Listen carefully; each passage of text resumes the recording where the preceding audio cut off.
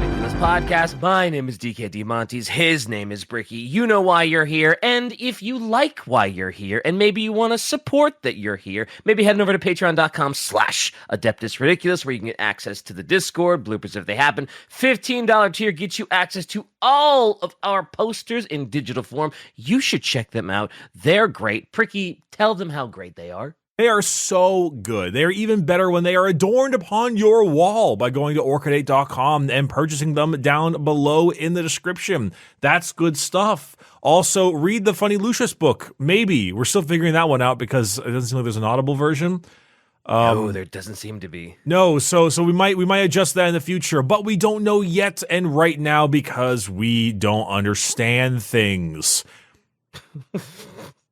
Hell yeah, brother. Hell yeah. Also, by the way, this episode of Adeptus Ridiculous is brought to you by Infinity, the fantastic miniature tabletop game that we have done an ad for in the past, and lo and behold, we are back. This time we're talking about Imperial Service, the brand new action pack for the Infinity N5 edition. It is a total overhaul with redesigned miniatures, improved profiles, and it adds a bunch of new strategies to the game. This re-edition of Imperial Service, the iconic army for the character of Yu Jing, is not only new miniatures that have an exceptional amount of detail, but is also entirely suited to playing and understanding the new refined mechanics of the N5 edition. It has been balanced and adapted for more strategic options. The Imperial Service pack has 10 new miniatures. It's good for new players, veteran players, and also, of course, I mean, who would ever say no to awesome new sculpts? So go ahead and check out the brand new Imperial Service pack for the N5 brand new edition that just launched December of last year for Infinity. It is in the description. Give it a look-see, and thank you so much for sponsoring this video. Actually, we done intro. What is meme? Shai has told us that once we finish this intro, we have to ask her about a meme that she's supposed to send us because she's unfortunately on a train right now, and I'm trying to understand what this could possibly refer to. Ooh, a shy meme could be any number of like curse things. It could. Oh my god! Oh wow! Oh my god! That's the worst thing I've ever seen in my life. That is a thumbnail of all time, for sure. Good lord! Woof! I kind of got jump scared by it. I kind of did. With you, I love this. It just says suffer. The most on-brand Shiver thing to type is just suffer. You know, yep. DK, I'm going to make you suffer right now. You need to guess the episode based on the fact that that's the thumbnail. Oh, isn't that good old Dorn? I mean, that is indeed Dorn. Would you describe him in any other way? He looks pissed. No, he doesn't look happy. Not that. If you had to use two words to name him, what would you name him? Unhappy.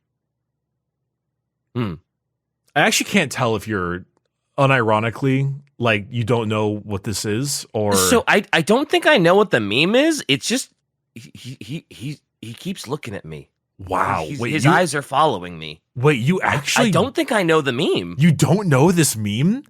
I don't think so. It didn't immediately elicit like oh my god, it's that meme. It was just like, oh god, he's staring at me and he looks kind of freaky. You know, Shai makes offhand comments about you living your own life at home by yourself, chilling, just like that. I live in a bubble. I live in a comfort bubble. I must admit, like I think we may need to rephrase a lot of that. There may be a little bit less like, oh, haha, DK doesn't go outside, and a little bit more like DK is free from the horrors of the universe. Because when you see this and your mind does not immediately say Skibbity Dorn, like the fact that you didn't realize that was Skibbity Dorn initially is actually like a sort of, it's like okay. Guy who went to bed in 2005 and woke up in 2010 and is like, good. Glad nothing happened. What do you mean recession? So as soon as you said, "Oh yeah, Skibbity Dorn," it clicked, and now I see it. Initially, when she posted the thumbnail, right, I kind of just thought that like the bowl was just like power armor, like his neck, and that was just his power armor, and he was looking at you from like it was sort of a side profile, like a dynamic angle, and like the back of the toilet was just like his like I thought it was just a thing of Dorn. I didn't realize it was the Skibbity. I thought it was just a really dynamic, weird angled shot of just a Dorn. I didn't realize it was a Dorn themed toilet bowl. It is in fact a Dorn themed toilet bowl. I'm not even going to give you a quote here because I just don't feel like it. Hell yeah! I fully support your endeavors to not give me a quote and not feel like it. Hey, rest up, buddy. You don't have to give me a quote. Don't even worry about it, brother. Get your beauty sleep, King. Oh yeah, absolutely, for sure. I fully support you, King. So today is, oh god, it's a lot of things. People are going to see the thumbnail and they're going to be like, "What the hell is this?" and we're certainly not beating the overly goofy, unserious lore allegations, but honest to God, there's too many serious lore ones out there, so I will be happy with that mantle. This is old lore, weird, old school, OG Warhammer lore that is most likely not canon. Some have not necessarily been forcibly uncanonized, but like we're talking way back in the day.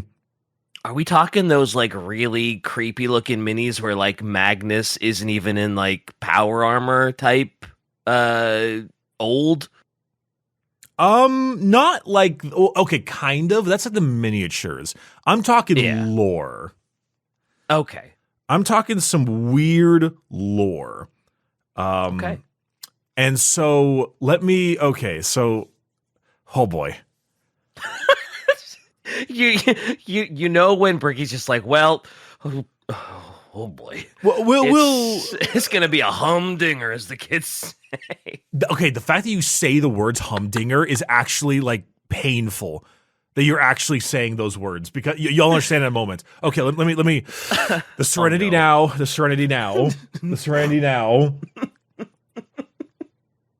George's dad, for sure. Hell yeah. Well, no, that's more of a Kramer thing. George's dad goes, the serenity now! Serenity now! Because he's just trying to sell computers from his garage, man. Because Kramer did it too lightly and he didn't actually let it get free, and then he lost his mind at the end of the episode.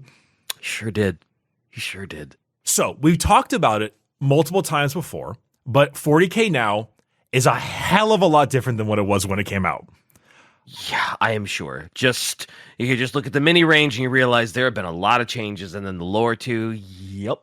Back in the late 90s, early 2000s, so there's obviously been a lot of novels and stuff to reaffirm the setting. And also, back in the day, it was very much throw a bunch of stuff around, seeing what stuck, because that's pretty often how a business goes. You figure out some stuff. And then you refine and you profit. Okay. And very, very true. And then way back when, it makes sense a lot why that was the case, because the era the game came out was often in magazine subscriptions and catalogs, because that was what you did back then. And so a lot of the content delivery was a lot easier to justify with a lower cost of entry. So the gothic techno hellscape of 40k that we're in now became more firmly established in 3rd edition in 1998. That's when it kind of sort of became a bit more what we're aware of. Now, obviously, much of the lore from the earliest editions of the game are still canon, but a hell of a lot of it is not, or it has been explicitly overwritten in a sort of form of apology from Games Workshop. We talked about the early Corsairs, the Senseis, the old Tech Marines with the giant wrench. And so it would be really fun to kind of look into the past shenanigans of 40k and be able to be like, hey, here are some of the really weird stuff. Unfortunately, we will not be able to get to all of the things, because holy hell, It is really goofy. If anyone in our viewers has any additional weird lore, please do share. We would love to read about it because we're about to talk about things in a very canonized fashion. So, DK, as I talk to you about this stuff, I'm basically going to say this as if it was fact, when in reality, this is what it was fact 30 years ago. So we're taking the way back machine, and this is like, oh yeah, this would be what an episode would be like 30 years ago. Different time, different place, different, which makes sense, right? The lore is going to be a lot different when you are writing it in 1998 and you are not a mainstream company that just released Space Marine 2 versus, Absolutely. 100% correct among every line there. So the initial game's intent was, of course, in the Rogue Trader book. And the phrase grim darkness or grim dark was actually not in that book. The famous in the grim darkness of the far future, there's only war, actually came in the second edition starter set. And while grim dark, the phrase is very much 40k nowadays, back then, not really. Now, obviously, now it's a dark fantasy type thing. Things are very bad. Villains tend to win. Hopelessness, big factor. Anti-Tolkien, very much anti-Tolkien. One of the better examples is something called The Black Company, an old Glenn Cook series, which in turn inspired a lot of things, particularly Berserk. Ooh, so if we're going way back, it's kind of like, oh, Star Wars certainly gave Warhammer a lot of its stuff, and then you're like, well, Dune gave Star Wars a lot of its stuff, and you kind of go back and you go back and you go back, right? Yep. Even if loosely. But of course, at the time, if you go back to the 40k origins, it was the heavy metal magazines and comics because they were often magazine focused. That makes sense. As soon as you said that, I was like, yeah, that would be an inspiration for 40k, wouldn't it? It also meant that they were more stylized, right? They were a lot more over the top with an emphasis on cartoon-esque violence and very little regard to backstory because canon didn't really matter. Yeah. If you're just starting out, it's like, just throw, like we said, throw stuff against the wall, see if it sticks. I'll figure out the canon later. We got to make sure this thing is actually successful first, right? An early 40k, which it's not actually early 40k. It's Rogue Trader, but we're to call it early 40k for sake. Was not necessarily meant to be as fluid with that kind of stuff. It was meant to be way more camp. Because it was the game style back then was very different. It was not a tabletop war game, so to speak. It was kind of like a TTRPG, or at least not necessarily maybe an RPG, but it was a tabletop role-playing battle game. Okay. It's, for example, this was an actual line in the first edition, or a segment there, which was, quote, "The publishers of Warhammer 40,000 invite you to send in your own ideas for plots or subplots suitable for inclusion on these charts. If you've got a real humdinger winner of an idea, please send it in using a separate envelope for any other correspondence and enclosing a stamped SAE if you want your submission returning." Damn. it was very much meant to get your creative juices going. And if you played back in 3rd edition to 5th edition or something, this was still very much more prevalent. It became more wargamey, but and often a complaint that I hear from the oldest Warhammer heads is that the game currently is too wargamey. It's not plot enough. There's not enough role playing in it. There's not enough making cool things. The boards are boring. For me, I agree, but I also very much don't. I think the game plays really, really good because I like that kind of game style, but I do agree that it's lost a little bit of its flair. Yeah, they want that old TTRPG style thing where it's more story, less super hardcore war game. Yeah, I mean, people, it was funny. It's one of those things where it's funny in hindsight. Because back in the day, I would play 7th edition, and I'd roll some scatter dice, and then my Terminators would scatter too far to one side to the left, and they would all teleport in a building and just die. And it's really funny to talk about as a moment. Oh my god, they just all oh, the war fluctuated and they all died. Holy crap. Or like, oh, my Land Raider ran over like a crater and I rolled a 1 on it, so it like broke all of its treads and it's immobile for the rest of the game. Like, that's funny now, but at the time, it really sucked, man. It was not fun. If you're actually trying to play the game, that sounds like it's an absolute nightmare. Where it's just like, oh yeah, I rolled the scatter dice wrong, and now my whole squad is dead. And it's like, oh great. Like, surely there's got to be a better balance than just like, oops, all dead. It's one of those story type things where it's like, oh, it's so interesting because of the story. It's like a fun creation there, and that was the point of it back then. Was you're like, all right, here's your fun little miniature dudes. There's your fun little miniature dudes. Play a story of a battle, right? Yeah. But back then, of course, it was not meant to be hyper real grimdark. It was splatter horror movie, so gratuitous that it was like laughable and unbelievable. Obviously, the tone has changed over the years to be a bit more of the dark tonality and the science fiction edge, and also because we were kind of going into like the early to mid 2000s and the edgelordy type stuff. Yeah. And that was what media liked. But for the most part, you can still see some of that nowadays. Like, you've got this hyper edgy, over the top grimdarkness in 40K, but it's also so stupid at the same time. You kind of like, it's not visually like that anymore, but underneath you can still feel it a teensy bit. Yeah, I feel like you see a lot of that with like the Emperor's Children, and where you just like, wow, this is so stupidly violent, and they're so stupidly hopped up and addicted to like drugs, and they're like, oh, I'm dying, this feels so good, type of stuff. That honestly, Emperor's Children has been one of my favorite releases because they kind of feel like that old era. They're just so over the top. But they're weirdos. But fun little tidbit: the name Warhammer 40K is an interesting inclusion. Warhammer has been around since the early 80s, and according to Rick Priestley, the initial idea of Rogue Trader was in 1983 as a free game to be sent out with a magazine subscription. But it was shelved because the publisher said it would have to be a fantasy thing and not sci-fi. So Warhammer Battles was pushed out instead, and Rogue Trader was shelved.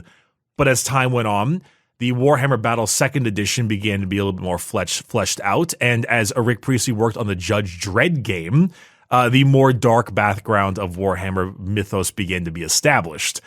And of course, we've seen that Judge Dredd has obviously inspired a lot of Warhammer, clearly. Yes. Mm-hmm. And so with that, a bit more of a sci-fi version of the universe became popular.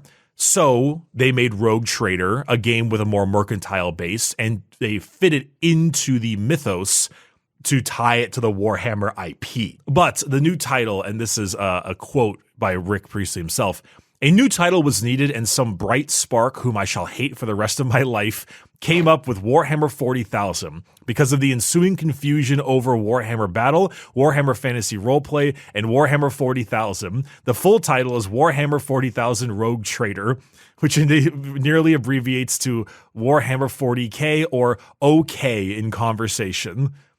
I prefer Wardy Thou, though, myself. Wardy Thou, let's go." Henceforth, Wardy Thou. Hell yeah. That's so goofy. So that's a little bit of an intro into 40K and how it kind of became. I must admit, I find this to be extremely humorous. This might be a very specific audience that I'm currently pointing to right now, but if any of our viewers currently are a bit more entrepreneurial and not alpha podcast, I'm talking just like you made your own business and that kind of stuff. I feel a little bit with Orchid 8 and the merch where you start off and you kind of just throw shit at the wall and see what happens. But then as you become a bit bigger and a bit more established, you do need to kind of carve a little bit of that old school stuff out and then kind of be a little bit more careful and a little bit more solidified. Definitely. You just gotta streamline, refine, see what works, focus on that, and then profit. If anything, I must admit, I feel like 40K has kind of still kept its weirdness, which I'm really happy about. It's definitely a different kind of weirdness, but it's still like you look at 40K and you compare it to like Star Wars, and it's such a different world that the average person would be like, what the hell is this? Yeah, it's very, very different. I mean, you got demon Kalabas and everything, right?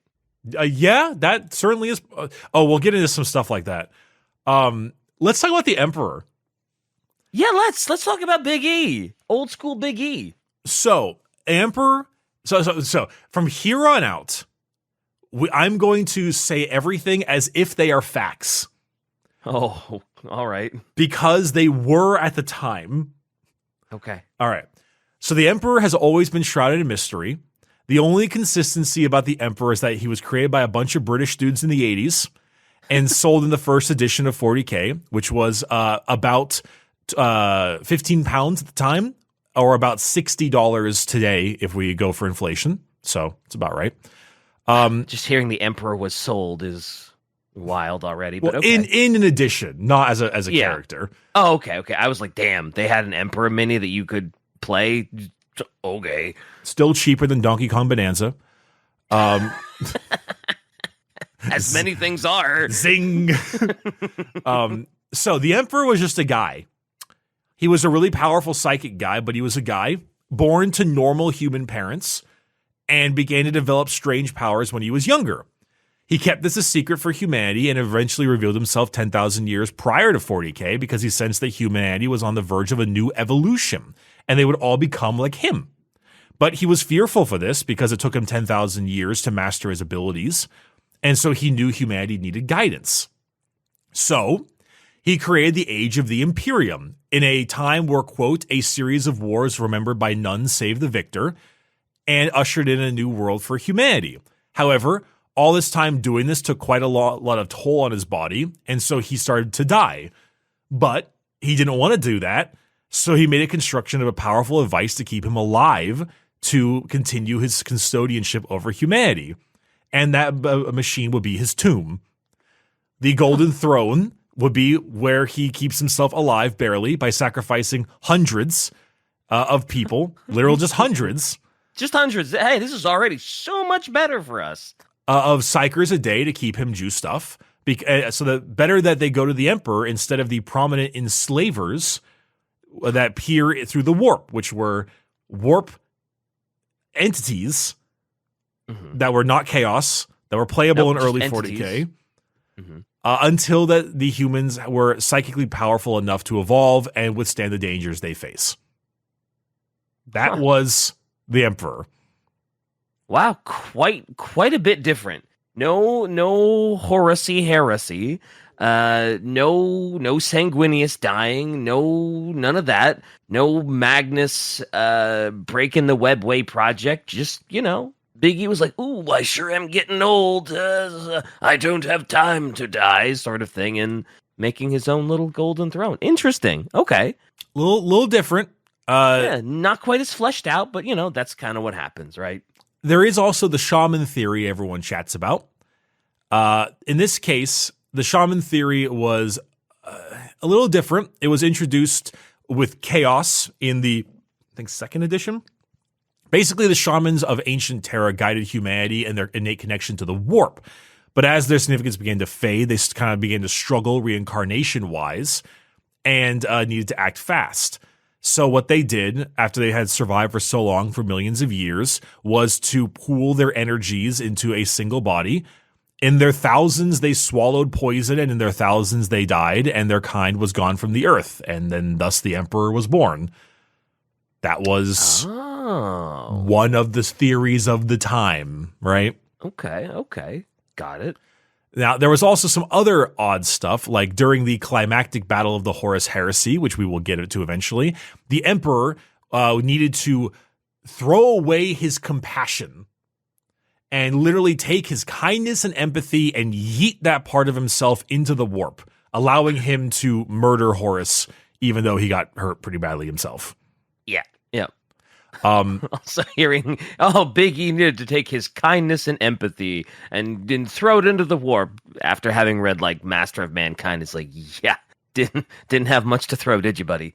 No, he really did not, did he? Yeah, little pinball-sized ball. Just, yep. I must say that we got to get into something about some old works of fiction. Okay. We need to talk about the legendary works of Ian Watson. Ian Watson. Okay. I would be positive that some of our viewers are immediately going, oh no. Oh, all right. So Ian Watson was one of the first ever novel writers for 40k, way back in the day. He has some interesting stuff later we'll talk about, but his book, just titled Inquisitor, which was the first ever Warhammer 40k book published by Games Workshop, is very relevant. What isn't relevant, as Possum states here, is Ian Watson's uses of the word throbbing and gurgling so often in his books that he believes he should start charging us by the hour again. I get it. Okay. Which is fair. Fair. Yep. So don't ask too many questions about the following sentence. The titular Inquisitor in the book, Jack Draco, sneaks onto a black ship in order to gain entry to the Golden Throne itself, to reveal to the Emperor a conspiracy that was uncovered that was designed to stop the evolution of humanity. The Emperor, whose dialogue in the book is in all caps, just like the Emperor text-to-speech thing, gobbles up the memories of the Inquisitor's encounters and provides some feedback as to what he thinks of humanity as a whole. He also speaks in many voices, much like the Master in Fallout. Oh boy, that sounds like that. Well, that sounds like a book, all right. Inquisitor Jack Draco sneaks aboard a Sister of Silence black ship to gain entrance to the Golden Throne and just chats with the Emperor. Yeah, I mean, hey, Jack Draco's a cool name anyway. That's a cool name. So you get this part that is in all caps, mind you, that says, when we confronted the corrupted homicidal Horus who once used to shine like the brightest star, who used to be our beloved favorite, when the fate of the galaxy hung by a thread, we were not compelled to expel all compassion, all love, all joy. Those went away. How else could we have armored ourselves? Existence is torment, a torment that must nourish us. So the idea here is that the Emperor cast away all of his compassion, joy, and love into something that is known as the Star Child. In the realm of chaos, I know, dude, just... You cannot say Star Child to a Mass Effect fan and expect me not to react. It's almost just as bad. Oh man, it's like a bullet wound right to an open wound. All right, go ahead. So, the Star Child in the realm of chaos books back then is the aspect of the Emperor's soul with all of those ideologies thrown into the warp. Awaiting itself to be reborn and reclaim humanity, basically. So the idea is that, like, the Emperor himself on the throne is, like, the worst tyrannical ruler of all time and, like, the worst person ever because all of the good of him is yeeted into the warp. Yeah, and it's waiting to be reborn for humanity as a Star Child thing? Quote, only a few select individuals learn the secret of the following millennia, and they become the highly secretive brotherhood known as the Illuminati. The Illuminati await the birth of the Star Child and the second coming of new man.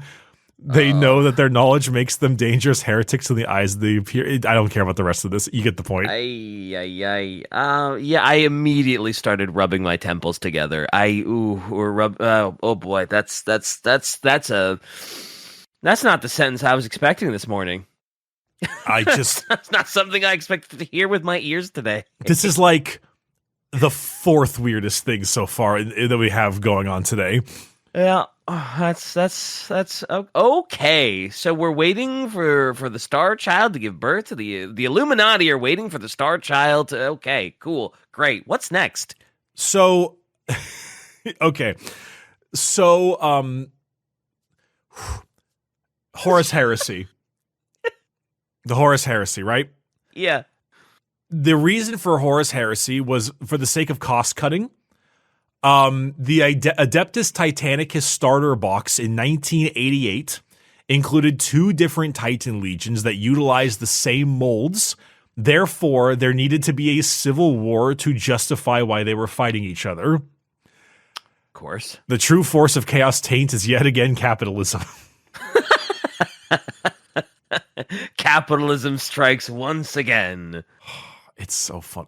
So the Horus Heresy was the justifying reason for the Civil War. General Horus was one of the greatest champions of the Imperium, given the title of War Master, and was told to return to Terra to claim the title. But on the way, he became sick, was introduced to a secret warrior lodge on Davin. All right, we're good so far. Hey. And was possessed by a demon. The possession, yeah, I know, now we're out of it, right? Yeah, we're out of it, but in the books, he does seem like he gets possessed, more or less. The possession began to spread like a plague, and the demonic army began to expand. Isstvan III revolts and he virus bombs them, and he attempts to wipe out the Eisenstein, but does not, and they are able to send a warning to the Imperium. So that part we're still chilling on. Yeah, we're seeing more of the stuff that we know. It's a little different, but it's like, it's close enough. Then, of course, Isstvan V happens. There's a big massacre.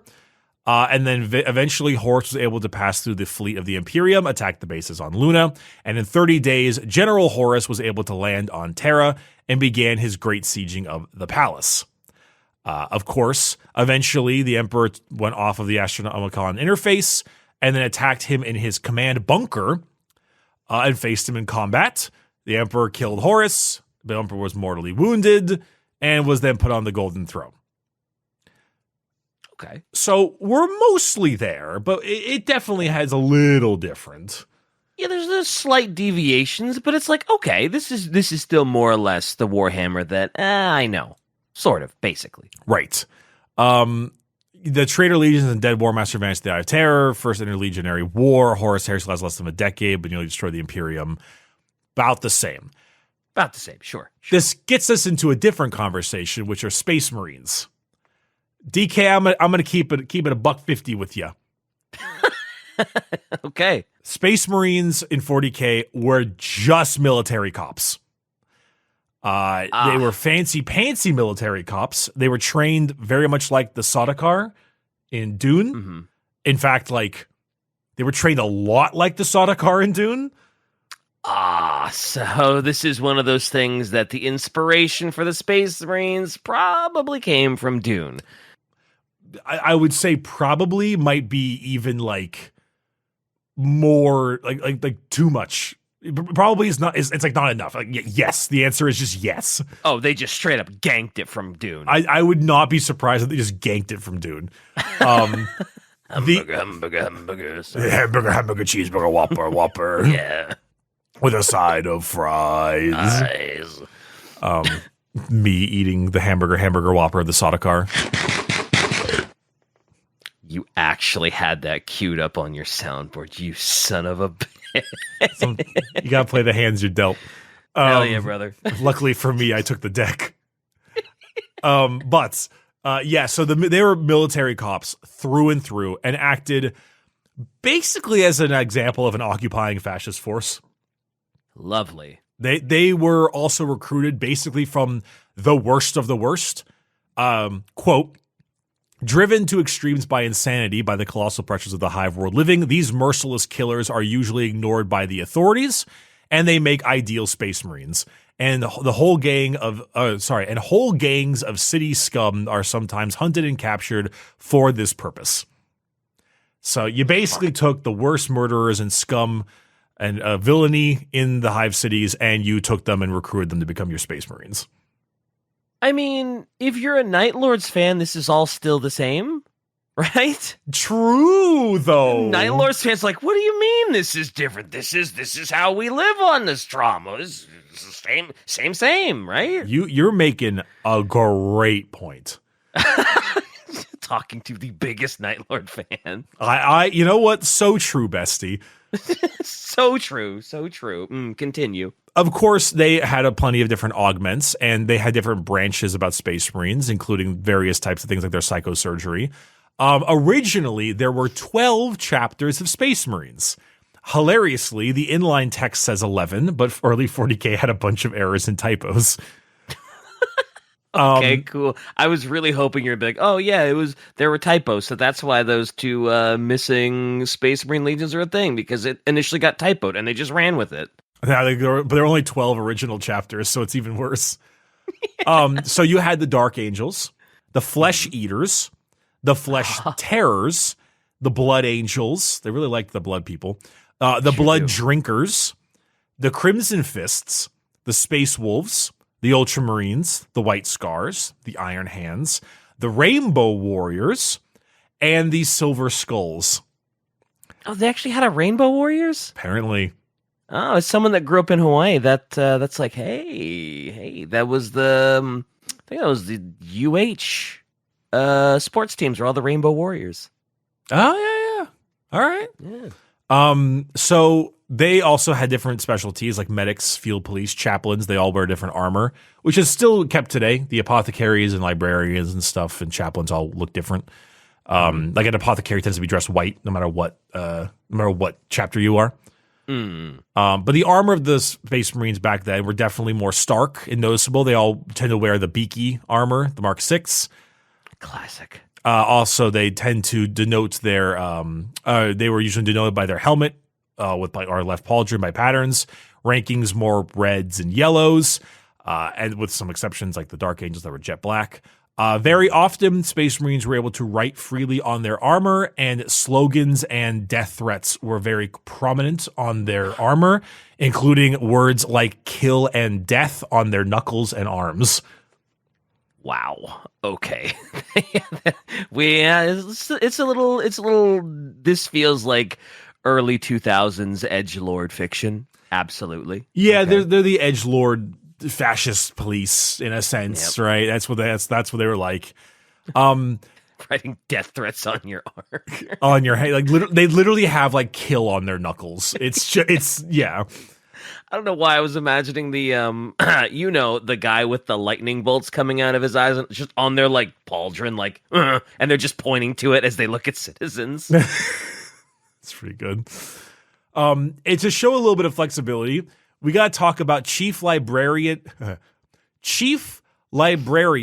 Astropath Ilian Nastase. Oof. All right. So Ilian, Space Marine Ilian, comes from abnormal beginnings. He was born on Bad Ebb, and his mother was a human female and father an Eldar mercenary. After gene testing, he was taken by the government and raised separately. They found out he had potent psychic powers and was recruited to be an astropath, and eventually worked with the Astra Telepathica for a while, and had some fleet service with the Dark Angels, and eventually was appointed on the planet of Macragge as Chief of Ultramarines Interstellar Communications. Wow. And he's half Eldar, huh? Yeah, he's half Eldar. Wow, that is kind of surprising that they would let the Ultramarines. You'd think the Ultramarines would want only human stock, only the best stock. The Codex Astartes does not support the action of having a half Eldar as our, That's the old scale stuff. That's the old stuff. That's the new stuff. That's the new stuff. That's right. This is the old stuff. Right. I'm still too 2025 coded. So, also, this is another humorous type of deal. The chapter founders and Primarchs were more just like fancy Marine commanders. For example, Commander Lehman Russ was in the founding of the Space Wolf, played a particular function of, or a particular part of their functions. But then some people, like the founder of the Ultramarines, Roboute Guilliman, had long since died, and his bones now lie in the Reclusium on Macragge. How I long for the old days.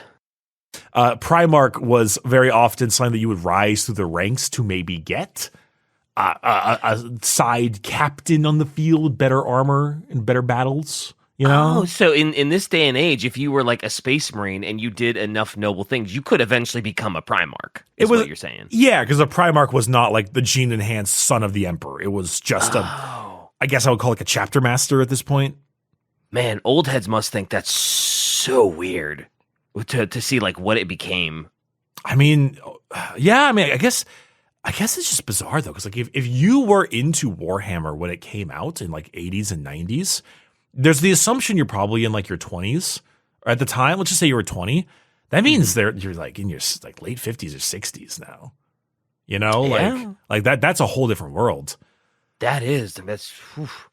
Probably, but I respect the people that are like still in their 50s, 60s. Like, no, this is what I like. Of course, I like playing tabletops. Why not? I'm getting near. I was about to say getting near retirement age, and I'm like, remember what the time is.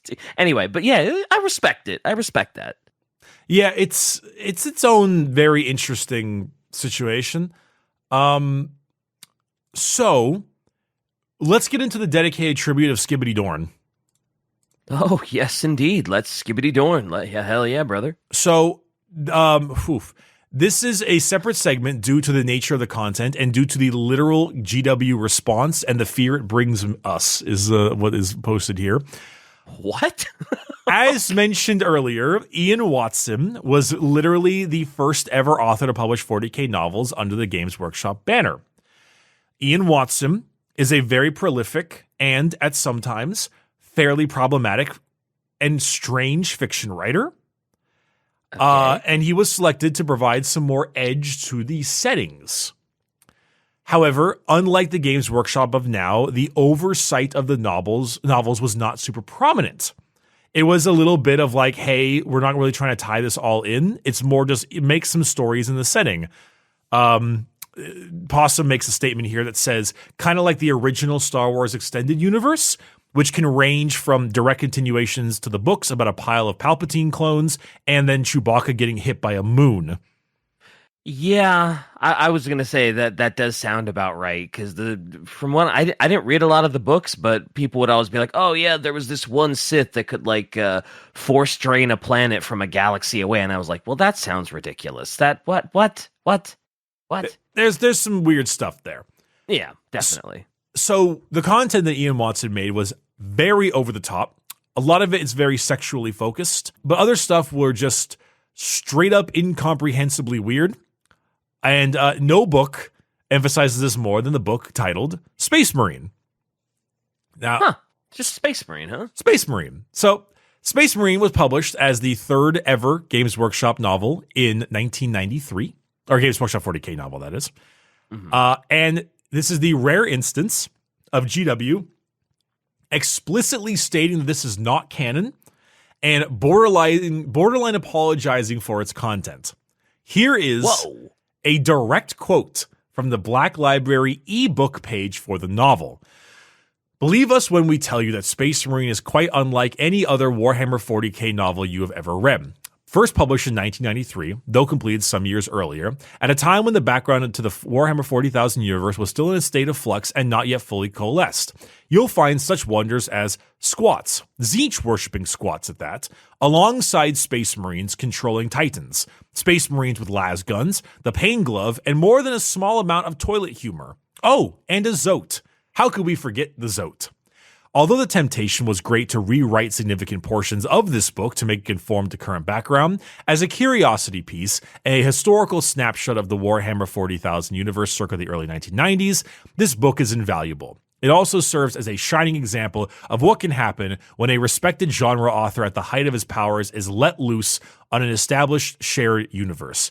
Just don't try to fit it in with the modern Warhammer 40,000 timeline. End quote. Wow. You're right. That is basically just them being like, sorry, it's just the time period and, not canon. Like, that's wow.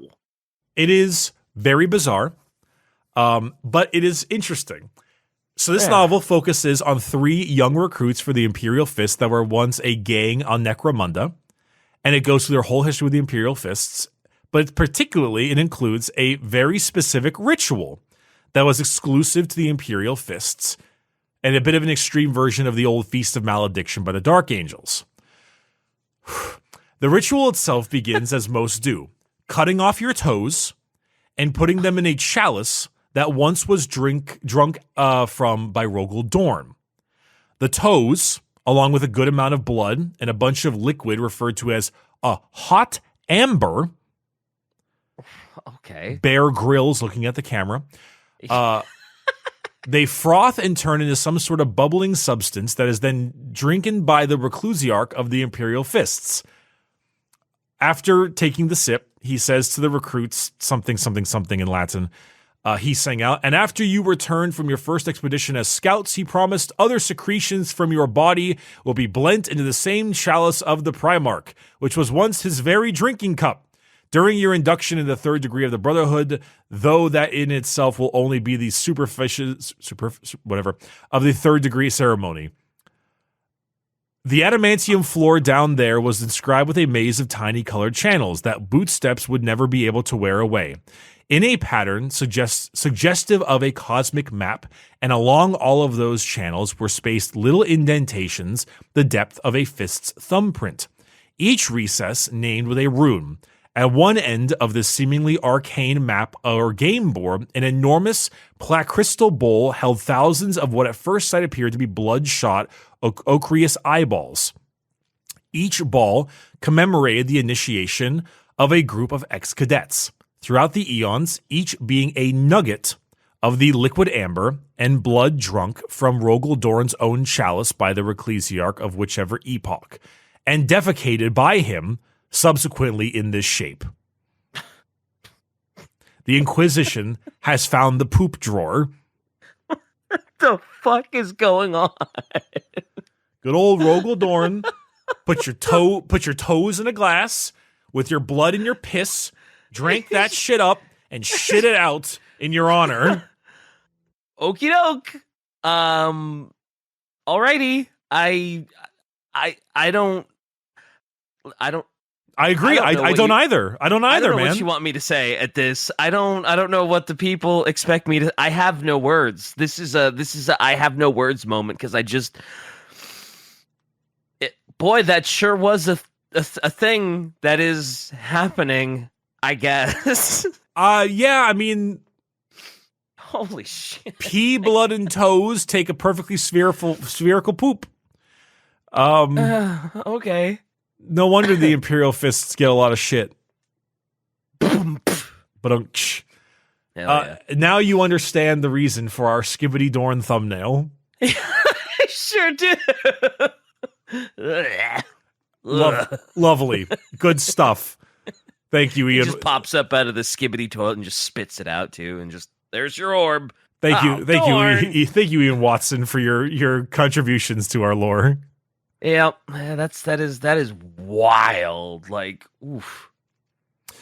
So interestingly enough, obviously the Inquisition and the Rogue Traders were a little different at the time. Inquisitors were described as free-roaming troubleshooters bound by no laws or authority. One of the best Inquisitors were good old Obi-Wan Sherlock Clouseau. Really? Really? Yes, he is ready for deployment, and I quote, "Looks like he has a lot to say about the all-female-led Ghostbusters movie." Oh no! All right. They have boundless authority, armed to the teeth. You know, conversion fields, stasis fields. They got fancy stuff made by monkeys named the Jokero, types of weird grenades, scanners, and so on. You, of course, have your rogue traders, which are licensed explorers from the priesthood of Terra. They tend to be all kinds of different types of people. I will be surprised the rogue trader is not that much different. So they're about the same. Yeah. Probably makes sense considering that rogue trader was the first thing that came out, makes sense. Yeah. Now, I will say there is also some other weird stuff. Like there is the enslavers, of course, but the most dangerous threat is something called an astral hound, which is a gigantic shadowy hound that will find a psyker, bite them, paralyze them, and then drag them back into the warp. Oh. So you got warp attack dogs. Okay. That sounds kind of cool, actually. Like an astral hound that just like sniffs you out because you're a psyker and just drags you into the void. That's kind of cool. I don't hate that. They brought back Karanak, my boy. Hell yeah. But there's also orcs, of course. Of course. Now the orcs are in a constant state of civil war that we're okay with. Mm-hmm. The smaller breed of orc is, of course, the Gretchen.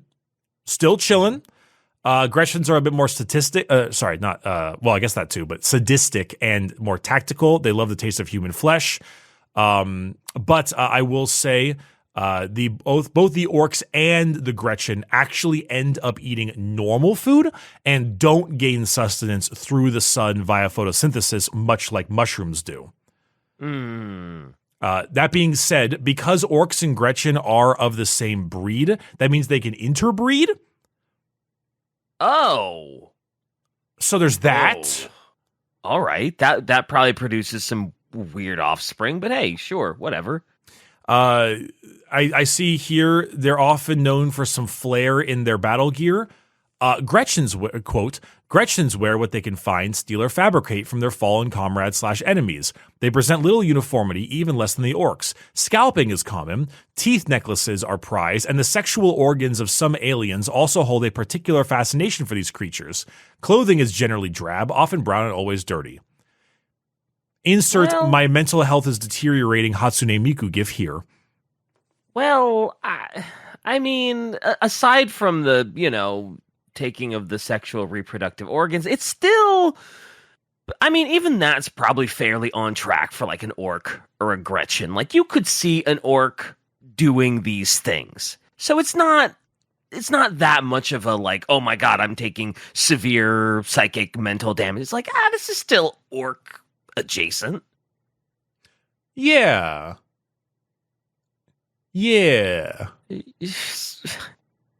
Cope? A little cope, I guess. Well, yeah, probably a little cope on my part, but like, it's all right. I mean, tell me more, Ricky. Orcs would also make something called tin boys, which were robots designed to look like exaggerated versions of their enemies, like Space Marines, Eldar, and Squats, and they moved in a hyper-exaggerated manner, which the Orcs think is hilarious. There's also the Brain Boys, which were supposed to be a subspecies of the Orcs, may or may not have been Snotlings, and they believed, it was believed the Brain Boys created the Orcs and the Gretchens as a militant mutant to serve the basic duties, but the Brain Boys may have died from a plague, or they saw their potential fates, and, the Orcs eventually matured enough and beat the shit out of them. Yeah. Classic. All very plausible, yep. There's, of course, the Tyranids. For the most part, Tyranids and Gene Stealers are about what you would expect. Weird six-spindly limbs, lots of webbed appendages, big hive fleet ships. We're chilling on that kind of stuff. That's all very fine.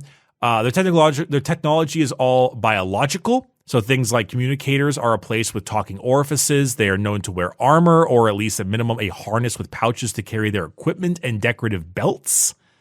Mm-hmm. All of these are grown from biomatter. Though Tyranids can communicate with each other in the hive mind sense, they require an eternal race to act as diplomats to other species. Fortunately, they have something called the Zotes. So the Zotes have a adaptive mind that is highly advanced in a short amount of time and are bioengineered by the Tyranids thousands of years ago, which allows them to learn languages at a very fast rate. This, with the natural charisma and calm of a Zote, makes it so that they are a diplomat for the Tyranids. I guess that makes sense. Sure, they need someone to talk. That's the mouthpiece. They're because who's going to talk for the bugs? They kind of.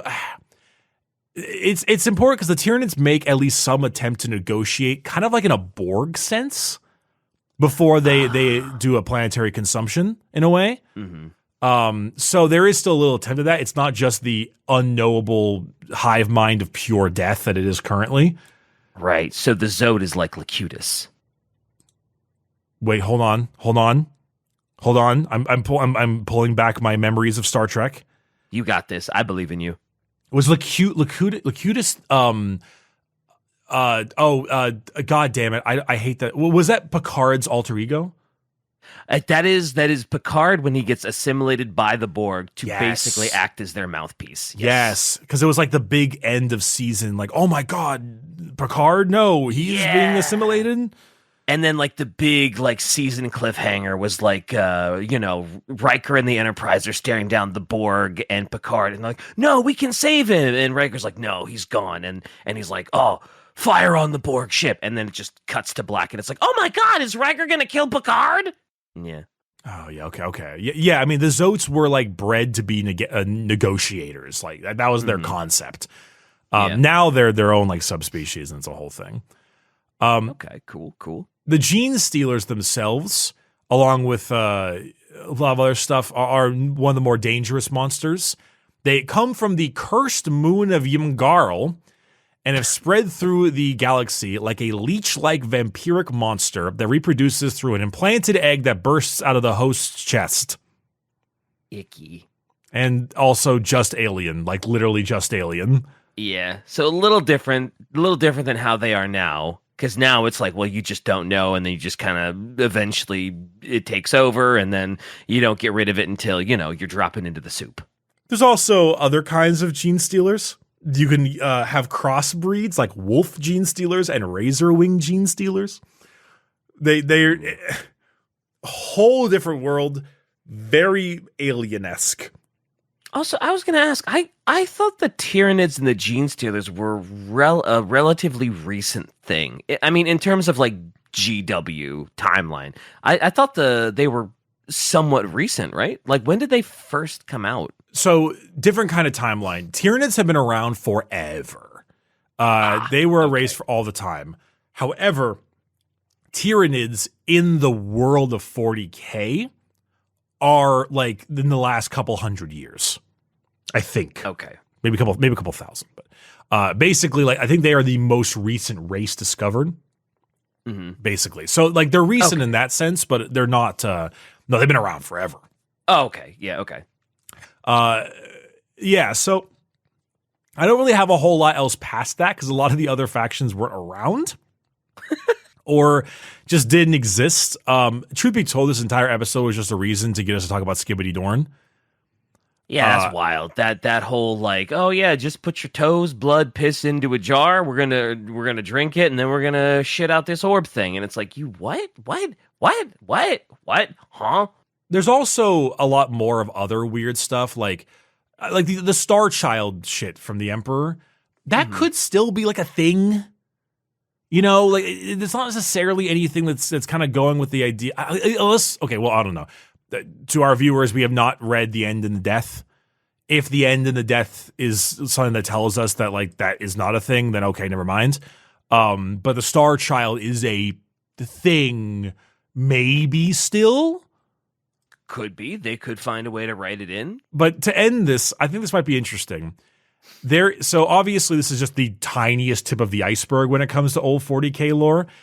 Sure. Which is why we're like, hey, I mean, we're an hour in almost, and I'm happy to have the viewers send us whatever they'd like. However, though the first edition of the lacks the major grim darkness line, it does have its own version of it, which is rather fascinating. Because you'll hear this and you'll be like, oh, this sounds familiar, but then you'll realize that it's like it's not. So, quote, for more than 100 centuries, the Emperor has sat immobile on the golden throne of Earth. He is the master of mankind by the will of the gods and master of 1,000,000 worlds by the might of his inexhaustible armies.